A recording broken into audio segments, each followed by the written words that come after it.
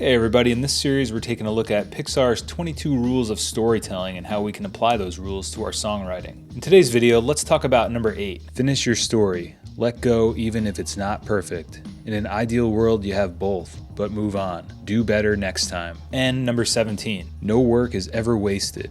If it's not working, let go and move on. It'll come back around to be useful later. I think these two rules of Pixar's 22 rules of storytelling pretty much sum up all of the videos I've been making on the channel since the inception of the channel. That's something I had to really learn with doing this stuff, and I'm still learning all the time, is especially when you have to do things on a schedule of, hey, once a week I want to do this is my goal. You really have to give in to perfectionism and give into just accepting that not everything is going to be amazing. It's also a way to get your skill set up and your chops up, especially if you're starting out. And that's kind of like how it segues to number 17. You know, no work is really ever wasted. As long as you're working on something that you want to be doing and trying something new each time, or practicing differently, or practicing in a way that's beneficial to your craft or what you want to accomplish, your time's never wasted if you're spending it doing those types of things. Oftentimes you'll find that things that you did earlier become useful later.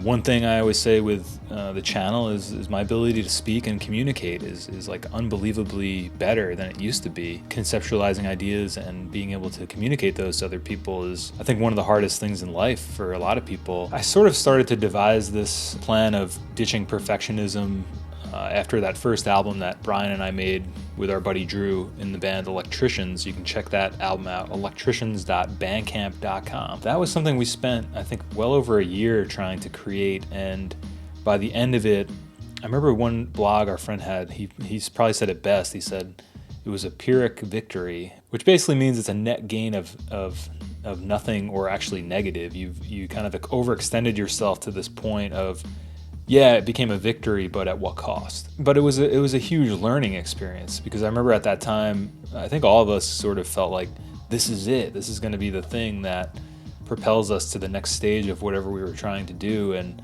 at least that was how I felt. And I really wanted to make it this perfect album. I think it's a good album. It's great, but not very many people have A, heard of it, and B, I think in the perspective of it, it was more of like a testing ground or more of a teaching experience for me as an artist. And that's where I really learned, like, I got to let go of my perfectionism, you know? I think it was a solid album, but I think I needed to do that in order to get to where I am now. But I've kind of let go of that perfectionism because I kind of saw how it was not necessarily beneficial, especially at an early stage of your development as an artist. I feel like I see a lot of people out there today, especially young writers, who say, I gotta have a novel published by the time I'm 18. And I think that's like insanely unrealistic to put on yourself at that young of an age. And also, like, no offense, but what do you have to say at that age that's really that groundbreaking? It kind of feels like you have something to say, but it's also this idea of iteration and pivoting and completion. I've said this before in one of the first videos. I think completion is the enemy of perfection. It's kind of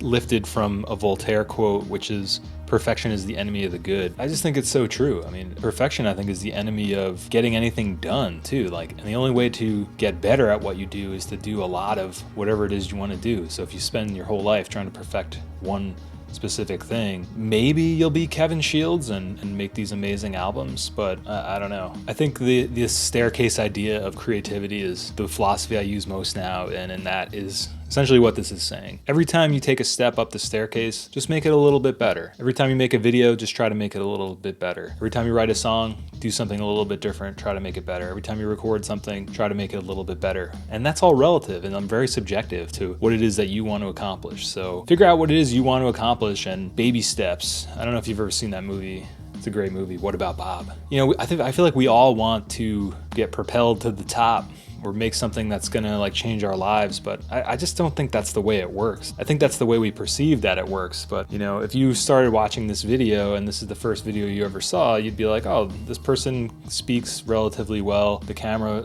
looks relatively good, but this is like a culmination of 3 years of fucking around with all this shit. And if I had gone out and said, oh, I gotta make this video perfect right from the get-go, probably this channel wouldn't even exist, because I would have been just working on that one video trying to make it perfect. Perfection through repetition, I think, is the only way to go about it. I think you kind of get it. Think about how this applies to your life, how you could apply it to your life if it's something that resonates with you, and definitely check out the rest of the 22 rules of storytelling and see if any of them apply to you.